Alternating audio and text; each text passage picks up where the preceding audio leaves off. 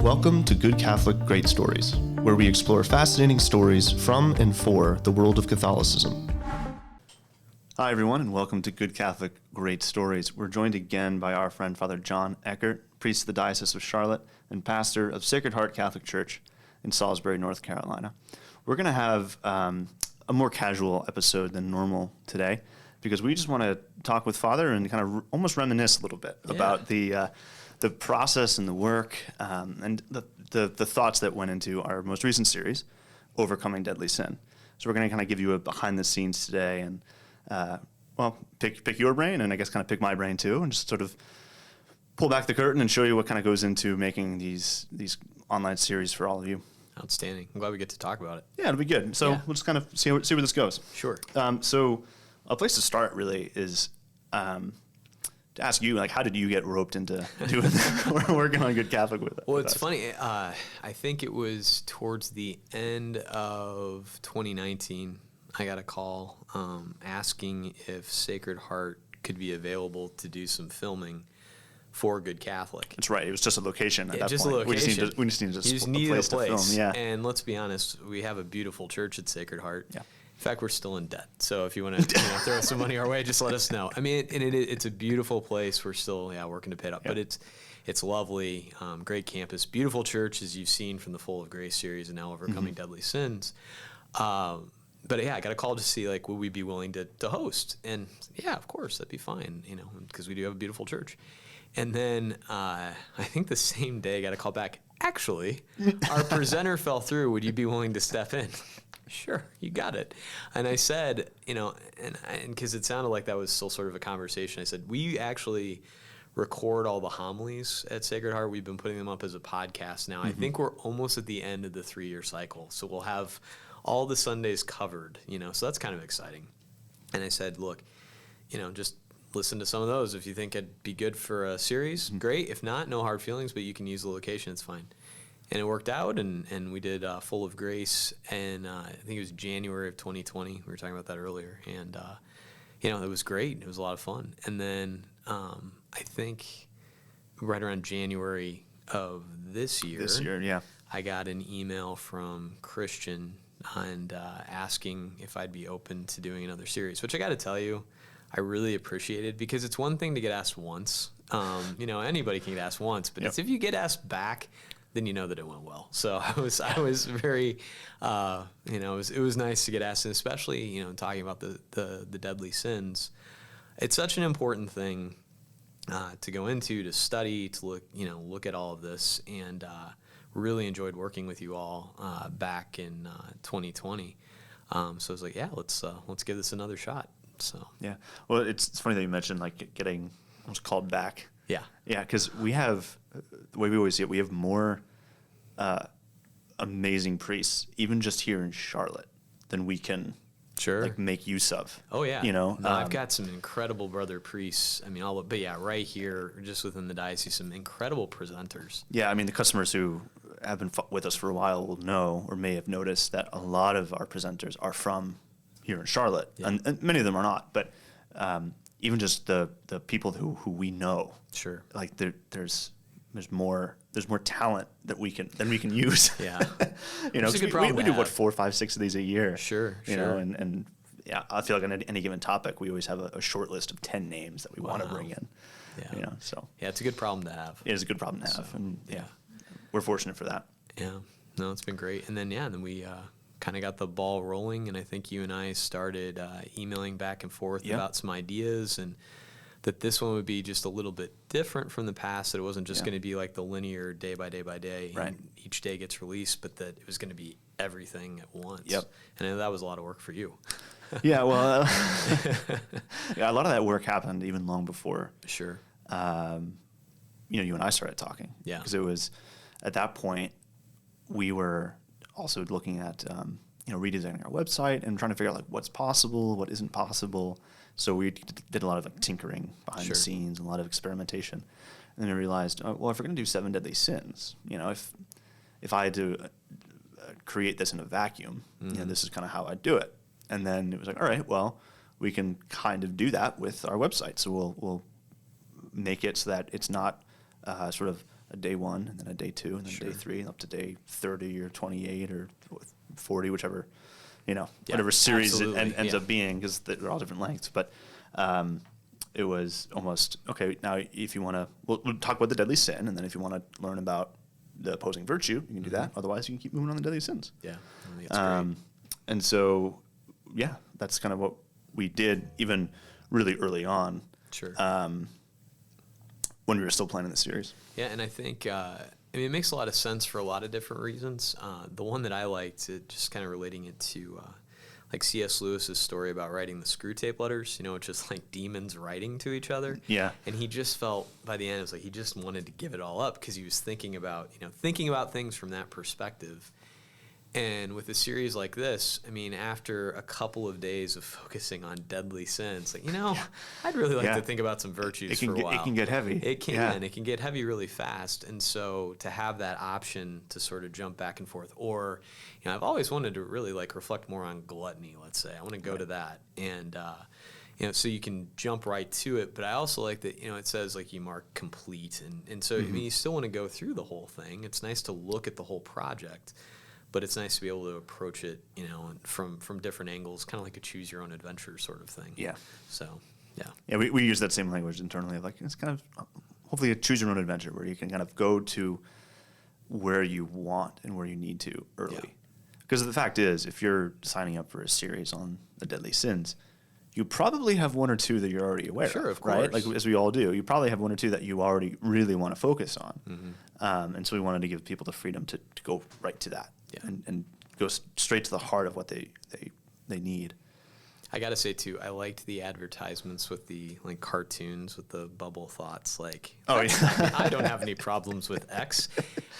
So I think I talked about it in the series. As a priest, one of the things it's one of my pet peeves is when people are I don't need to go to confession. It's not like I've killed anyone or anything. Right. Good for you. It's like we're trying to be more than just not murderers. That's... Mm-hmm. Talk about, being different, in the world, but not of the world. Great. You haven't murdered anybody. But, we want to be saints. And there's so much goodness that comes from that. And so sort of naming, what these sins are and what they do to us and just how, they ruin our lives, and that's the interesting thing as a confessor. People, it's you're listening to all these juicy sins. The sin is the boring, sad, disappointing part. Right. The glory of being a confessor is helping people out of that, by the grace of God and getting to say those words of absolution and see them sort of like this, resurrection of getting up and going forward. And, you got to name stuff. Anytime we're talking about the gospel being preached, it's always about repentance, you know. But if we don't think that there's any sin, well, then what's there to repent for? I'm already okay. Yeah, but you're called to being a lot more than just okay. And really, once you start digging into it, it's actually, I'm not as okay as I thought I was. Right. And I think that was one of the most important things to get right at the beginning of the series. I think it's day 1, if I remember correctly. Sure. We might talk about it in day 1, 2, 3, 4. But in session number 1 of the series is what do we mean by deadly? Yeah. And it's less that the sins are egregious and huge and scandalous, and more that they just creep in and will slowly lead you astray. Because, like you said, I'm not a murderer, right? I don't deal with the deadly sin and wrath. I only yell at people. Sure. It's that will lead to the death of the soul. Exactly. That will lead to much worse. And why even be comfortable just, I lose my temper pretty often and yell at people, but it's okay, wait, take away the but for a second. Why do you do that? Are you happy? Yeah. That's not good. And don't get me wrong, some things are worth getting upset about, of course. Anger alone, that's not sinful. Sometimes we need the power of anger to address certain things, but you got to have reason in there too, as we talk about in the series. And, and just acting as though, it doesn't really matter. I'm fine. I'm basically fine. Yeah, but don't just be basically fine. Be better than that and root out something that actually is pretty bad. You may not think it's so bad that you're yelling at people on a weekly basis, but they do. Right. And there's also, I think I write about this a good amount in the series where, you might not think it's a problem that you're yelling at people, but you wouldn't, would you? Yeah. Oh, that's a good line. And that's not so much my thoughts, but the thoughts of of the saints that I rely on. It's Sure. like, yeah, the greedy person doesn't think they're greedy. Sure. The angry person or the wrathful person doesn't think they're wrathful. Yeah. And the proud person doesn't think they're proud. Exactly. And the devil's really good at blinding us to these things, Yeah. like giving us these personal blind spots. And, that's the nice thing about this. And I would say, too, just as we kind of reflect on this and like how we worked on it to put it out there, it's that recognition that I just went to confession yesterday. I try to go, I wish I could tell you I went more. I'd go at least once a month. I try to make that twice a month, like every other week, just because to be a good confessor, you need to be a good penitent. Right. Just sometimes it's tough because I'm by myself. I'm the only priest in the county, and sometimes just, stuff happens. It's hard to get away. But at least once a month I'm going. And it's crucial, to do that examination of conscience, to look at what's going on. And it's incredible, too, how, sometimes with this, like, you can be frustrated because you're not making progress as quickly as you want to. But the beautiful thing about the spiritual life is, but you probably are making progress. Yeah. If you look at yourself like, okay, where was I a year ago? Okay, where was I 5 years ago? Where was I 10 years ago? It's like, oh my goodness, like a lot has happened. And by the grace of God, it's like these things gradually unfold. And, if you know what's going on, if you know what the different sins are, it's like, oh, well, maybe, am I doing this? Like, oh my goodness, I really am. And maybe I need to start working on it. Yeah, and it's it can be tough reading about the deadly sins or hearing about them, and I certainly found that even in just all of the studying that I had to do, for lack of a better word, the studying and the reading that I had to do to be able to write this series. Especially when you read some of these older saints that I draw from in the series and often quote in the series, they can feel like a slap in the face. Oh yeah, and I I say this to any customers out there who are going through this series and have had that experience. Like, we're not putting that on the page unknowingly. Yeah. Like it can be, it can be hard. It can be, especially pulled a lot from St. John Climacus, who, holy man, who did a lot to help other men be holy. Yeah. And it is hard. Absolutely. It is hard to just read it and face it. Yeah. Because he says, this is what you do, and then this is what leads to this. And you're like, oh, yep, that one. Oh, not that one. Oh, but that one. And it's just, it can lead to a feeling of dread and a feeling of shame and feelings of guilt. And it's hard often when dealing with that to have the courage of hope. Sure. To hope in, or what is that from St. Paul? Faith is the substance of things hoped for. To have faith that things will get better, that through Christ we can be better, and that. And that's the big thing there too. And that's where I think it's so good that you can jump over the virtues and and look at too. It's like Jesus doesn't leave us to this, like, to our own devices. He's right there with us, And was it St. Augustine's line, like, God created you without you, but he won't save you without you. Mm-hmm. But he's still there. He's still helping you along the way. So you got to participate. You got to be a part of the good work of repentance. And it's just it's one of those things where the hope is there because you're not just having to do this by yourself, but you got to shine the light on. I think it's sunshine is the best antiseptic. Is that like sun, like shining the light on things? It cleans things up. It's like looking and not hiding from yourself that I'm really falling into greed a lot, and to shine a light on that. Like, it hurts. Yep. But you're gonna be a lot happier in the end if you can root that out. Yeah, absolutely. So absolutely. I remember. Well, I'll ask you this: what do you remember about the thought process of creating the videos? Well, my favorite thing with this, it feels like we're working on a great big term paper presentation project, and you and I working together. I think we did it via Zoom several times. Yep. Where we knew, okay, here are the however many days of the videos that we've got. What about this one? And it was like just working through the research that both of us have done. Mm-hmm. I think you had the harder part because you had to do a lot more research and writing. And I'm like, hey, talk for 3 to 5 minutes. Okay, here we go.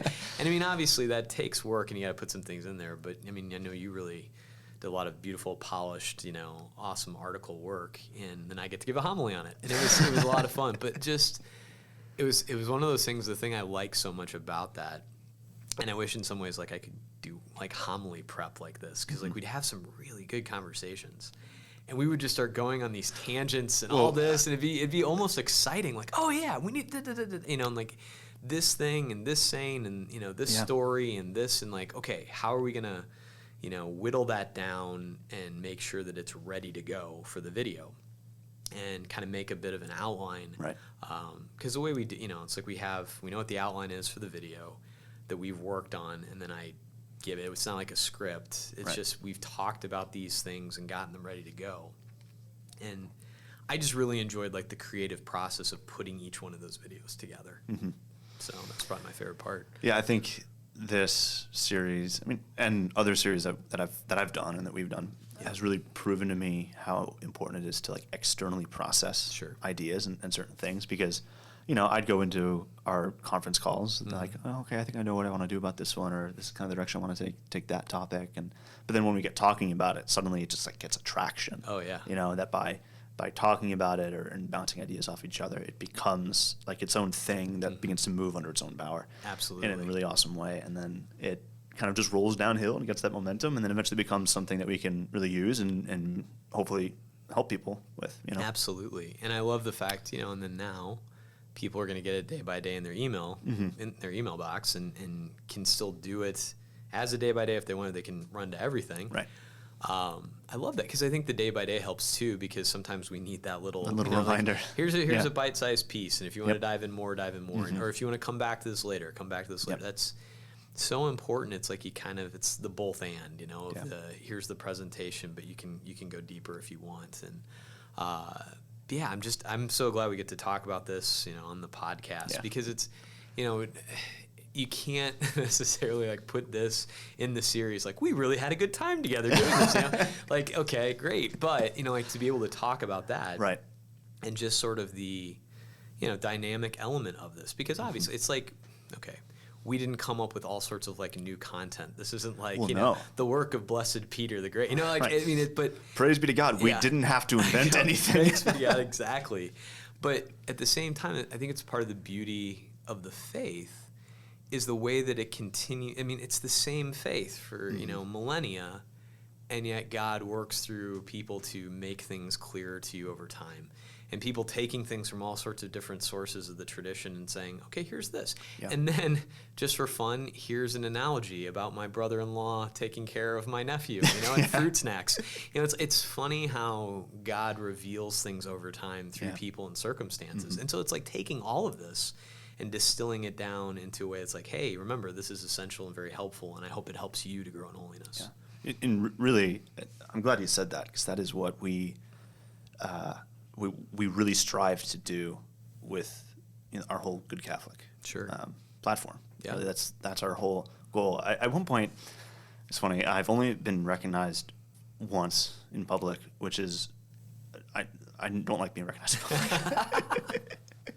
Well, I'd be perfectly happy. Vainglory. Right, I'd be perfectly happy if that never happened again. But it was someone. I think she knew my wife as well, so it was someone who kind of had a connection to me. But she's like, you do Good Catholic, right? But anyway, so I wound up having a conversation with this woman, and it was really good. I asked her, I was like, well, if you don't mind me asking, like, what do you like about what we do? What do you not like about what we do? What can we do better? And by the way, customers, listeners, we're always happy to have any feedback, good, bad, mediocre, whatever. We always want to hear what we can do better. And when we're doing something well, we read that and we hear that, and it's very gratifying. So thank you for everyone who's responded to those surveys and that sort of thing. But yeah, feel free, write in, tell us what we're doing well and what we could do better.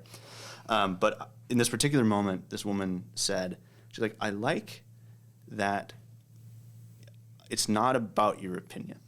Ah. And I was like, yeah, you're right. Like, absolutely. I'm just a guy. Sure. Like, sure. You don't want to hear about my opinion. We're here. Our whole job, our whole mission is to show people the beauty and the wisdom that is already there. Sure. Within the church. Yeah. And that is the whole point. That's awesome. I really like that a lot. Yeah. That's some excellent feedback. So praise be to God. We don't have to invent anything when it comes to conquering deadly sin, because Yeah. Yeah. Because I can't do it. No. You know? We all need the grace of God. And I know we had a big segment on grace and on the saints and on our Lord Jesus Christ being with us throughout all this. And no, that's so great. And, and that's the thing, too. I mean, it's the same way with preaching. Like, each person is going to kind of put their own spin on it, so to speak. Like, even talking about these different priests in Charlotte, we're not all cookie-cutter priests. We're not all exactly the same. But we're all striving to hand on the same treasure of the faith, you know. And we have our own unique way of saying it, but it's not just our opinion, And that's the great thing about it. And sometimes when you hear it said from someone different, written in a particular way, sometimes it just clicks, and it's awesome. And I think that's the big thing too. It's like we have this treasure, and you just want to share it with everybody, And even when it's like, we're just gonna be talking about sin, but it's a great treasure. Yeah. Like, don't fall into this, because that won't make you happy. But the grace of God, the virtues, they will. Yeah. Well, that was another thing that I ought to thank you for, because in our planning and our outlining that we did together, you, I think, really helped keep our focus not too much on sin. I remember you were really encouraging us to talk about the virtues as well, and spend an equal amount of time on the opposing virtues and how to grow in those as well, and what those mean and what those look like in a positive light. And we had that baked into the outline already kind of early on, but it was really helpful for me to see the way in which you wanted to really focus on that and encourage people in that. And I think that is what, as much as anything else, is really going to help people through this series. Well, excellent. Yeah, it was great. And I really liked our, once again, just the dynamic aspect of talking through this. So I remember, I think it was magnanimity, with that envy. That one just was, like, it just sort of exploded. It's like, to think about, being, like, having a great soul, as opposed to being pusillanimous, which is another great word to say. But that's the cool thing. It's not just avoiding the bad. It's growing into being the good, and actually becoming a saint. And that is exciting and a wonderful way of life. And there's a reason why the universal call to holiness, we're all called to that universal aspect, and it's a good thing. And so, yes, here's the stuff you want to avoid, and we do have to focus on it. And obviously we did quite a lot. We spent two different videos on sloth. Well, I was going to say, that was kind of your idea as well. I remember being like, I don't know how to do this, because I know sloth is more than just being lazy, but being lazy will destroy your life. Yeah, absolutely. So how do we tackle that? And you're like, well, let's just do two. Exactly. I think it really came together well. And that was, that's great. That was a lot of fun. Yeah, that was good. So how was writing the articles? How much longer did it take you after we got done filming to finish up and, like, put them in the, I guess at a point to, like, put a period on it and put it out there? Because with any of this stuff, like, just like when we were having our conversations, you could keep talking about these things for a long time. Yeah. And that's the thing, like with Sloth, there's the book called The Noonday Devil by Abednault. His last name, Nault. Yeah. I excerpted a little bit from that. Okay. It's funny, with a lot of these sources and a lot of the things that, again, our customers can read through as they go through the articles, I often expect to use certain sources a lot, and then others not so much. But then by the time I actually get down to like the final process of deciding what gets published and what doesn't, I'm often really surprised at the end about what's there and what's not. So I expected there to be a lot more of him and his thought actually explicit within the articles. I think I used him to explain in the end the 5 ways that Acadia or Acadia shows up in our life, and kind of what they mean, and how they can all sort of twist our desires and dull our life. But beyond that, his thought and his words were kind of all behind the scenes, kind of like in my head, and they're in different drafts, or they're around me as I write, but they're not necessarily in the final product. Same thing with Gregory the Great. Yeah. He's the one who first listed the 7, right? Sure. 7 deadly sins. And again, he was like, his writing was always like right there, literally like within arm's reach of me as I was writing. But his words don't always show up in the final. Yeah, no, it makes sense. So a lot of the process of writing is taking all of that stuff, the dozen books I have on the shelf and all these other things, and then trying to categorize them and then distill them down until we get an article that is the right length, Sure, but then also has the right content, and it gives people what they need to know in the way they need to know it. That's not watered down. Yeah, absolutely, and that's the trick there, like giving the right amount of information without watering it down. Yeah, I mean, there's a lot of things out there where you can get really short, snippy bits of Catholicism that don't help you beyond the short and snippy little tagline. So we always try to make sure it's hard hitting and it's deep, and it can be life changing. Absolutely. Without throwing the whole book at you. Yeah. Which, although I like that, it's like, but you can go look at this book if you want. Yeah. We'll tell you where to get it. Yeah.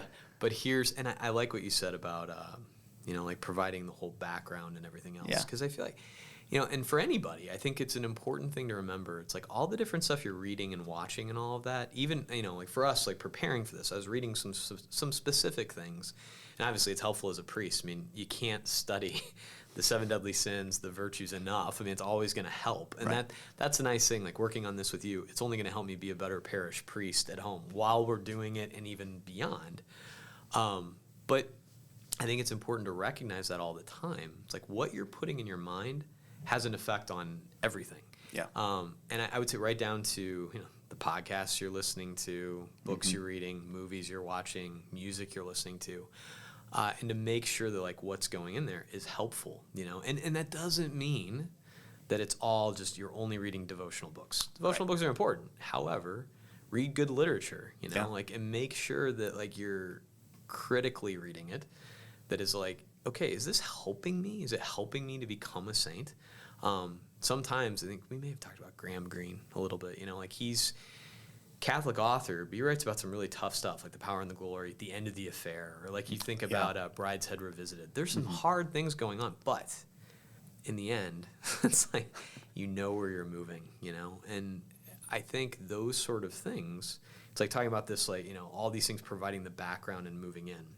I know this is tangential, but I just think it's a good help where, just like doing the series, it's going to help you, to move in the right direction all the time. What you're putting in your mind, it affects you even more than like what you're eating. It's like what you eat is going to, if you eat, a very unhealthy lunch, it's going to be harder to stay awake in the afternoon.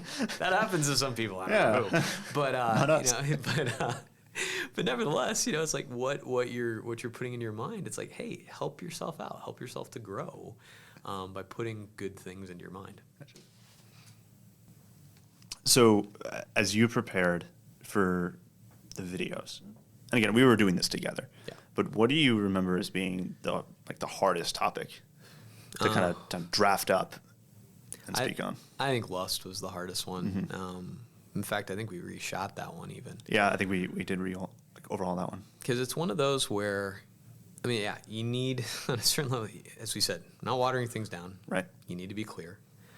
But this is one of those that, you're talking about a very personal thing. And, so we kind of talk about, it's like, you got Pewsoggle, the 7 deadly sins, pride, envy, wrath, sloth, avarice, gluttony, lust. There's lust at the bottom, It's not good for man to be alone. It's the most understandable, but as I've heard it said, it can still end up in hell. We don't want to be alone. And sometimes, though, we trade that not wanting to be alone, or we trade like a true intimacy for, lustful stuff. Something that isn't. It isn't. Yeah. It ultimately leads you more alone. But obviously, it's an area where people are very sensitive about how they go about this. But it's that reminder that our Lord gives us, the gift, the gift of existence, the gift of His love with us, the gift of that we don't have to be alone, can be with Him for all of eternity. And so to get into lust, it's like, look, I don't want you to be alone either. And I know that, we're fallen, we're attracted to different things. But the way that the church has given this to us, with the gift of the beauty of marriage and sexual intimacy within marriage, right. And that new life comes from that, and husband and wife are brought together. It's a beautiful thing when it's done the way that God intended it for it to be done. And when it's not, the corruption it brings about is terrible. Yeah. And we don't have to prove this point. Lust is a rampant problem in our world today. The sexual revolution, all that, it's a real thing. And it's one of those areas where people get upset very, very quickly if it seems like you're being too harsh, too fat, Right. And ultimately, talking about this, it's done from a place of love, in the same way that, and I think, the difficulty, like sometimes like if it's, as a priest, I'm sitting down, I'm talking to one penitent in the confessional, you can really go really far. I think the hard thing sometimes is, I guess there is sort of like an intimacy because in the videos it's like, it's just me and the person watching. Right. But at the same time, I don't know where the person watching is coming from with where they've been through. But at the same time, by that point, like we've been through a lot of videos together. We've already been through all of Full of Grace together. I hope you know that everything I'm saying because I love you and want you to be a saint and be happy with God forever. Not because I want you to feel bad or I think you're terrible. It's just, God has given us this order for a reason. And, once again, it's like we want to give it to you exactly as the church teaches it because the church wants you to be happy. Right. So. Yeah, well, when I was writing about lust, I remember I had kind of the same thing where it was, I don't know if it was necessarily the hardest one for me to write, but it was definitely a piece of writing that for a while just didn't quite work. Sure.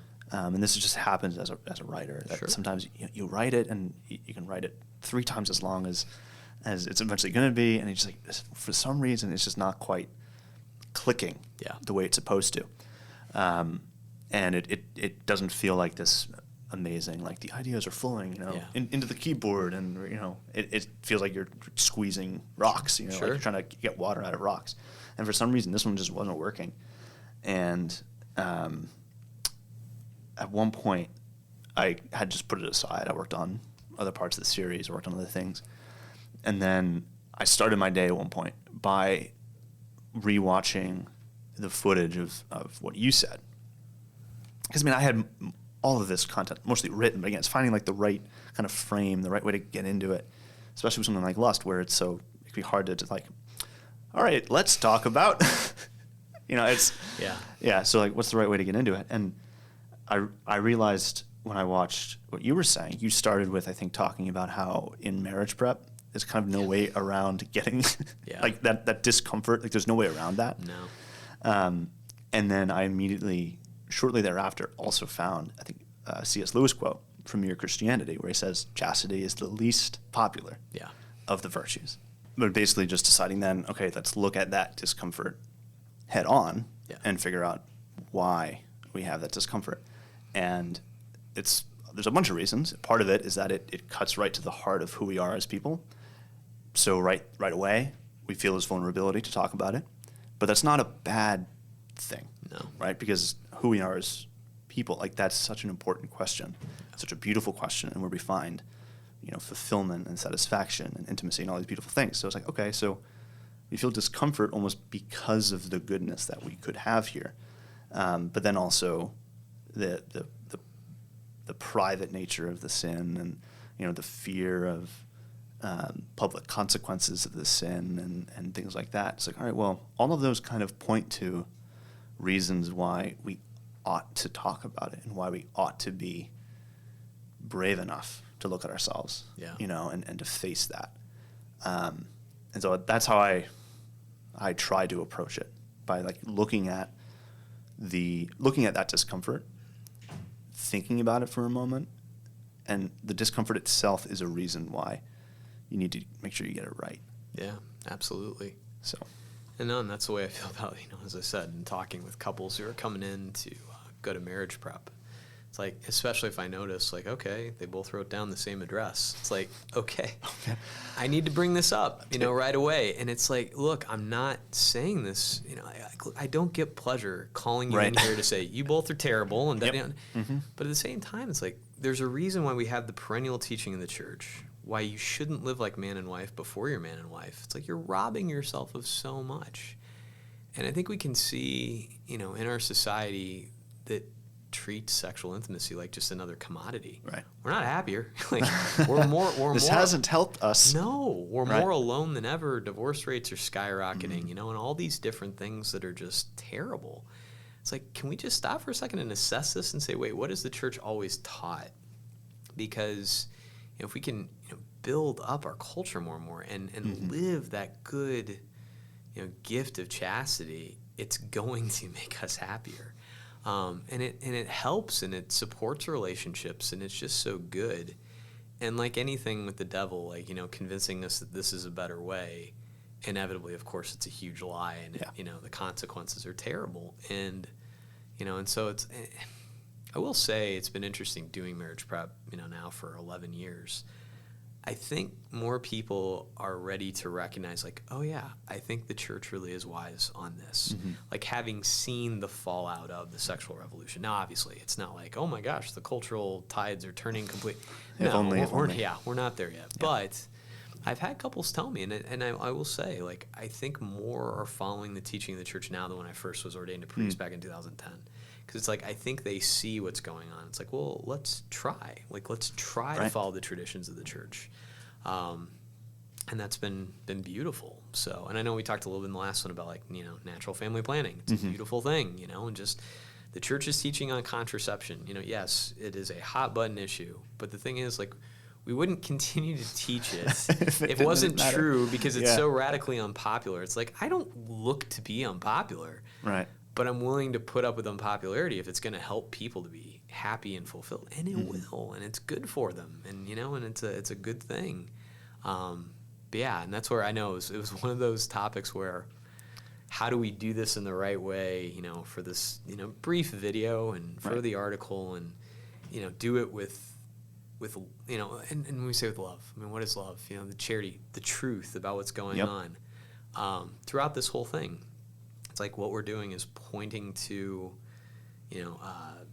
different ways that society or different ways that the world, the devil, have told us we can be happy that we can't. They're counterfeit. Yeah. It's like, here's the real way. This is the way, and it's not because we're telling you like we're incredible and we've fit. It's no, it's because Jesus Christ loves us, gave us the commandment. Love is love one another as I've loved you. Flows from that, and so it's like it comes from there, and even if it's difficult to hear at first, this is the way to freedom, happiness, true and lasting love. Yeah, absolutely. And I mean, and that's true for all of the deadly sins. Absolutely. It's not easy to get right, and it will lead to, I don't want to say consequences in your life, but I mean the struggle against sin even will have consequences for your life, in that you need to change your behavior. So that'll change the way you relate to people. That'll change the way you relate to your family. That'll change the way you act at work. Yeah. And that's not a bad thing, though that will spread out and kind of have ripple effects. It's going to take effort. Yeah. That's the thing. It's here's a good game plan. Here's a good place to start on so many different things, and a good jumping. I mean, hopefully, get to learn a lot. I hope from the series. I mean, it's what we've tried to do. And here's some more to study, and just hopefully it makes a big difference, because you got to put this into practice, and it may be difficult, but the good thing is there's so much help. Yes. The grace of God. Thanks be to God. Yeah, in some ways that was actually the hardest part to write for me. Really? Was the bits on grace and on the role of Christ in it, because I was just like, you just need Christ. Yeah. I was just like, can I just in all caps just do like, you need Jesus. Period. Yeah. Send. Like, can we just do that? Because like, that's so funny. How many different ways can I tell you? Yeah, I know. This? How many ways can I tell myself that I need? Yeah, absolutely. It's not just me preaching. Lord knows. But I'm like, then trying to take that and really explain it and dive into all the ways. Sure. That is true. That dependence is true, and why it's so important. That was something where. No, I believe it. Took a little bit of extra work. And it's funny you mention preaching there, because there are times, it's like, as a priest, you kind of feel like it's like, I've said this a million times, and I feel like my preaching is just a variation on a theme.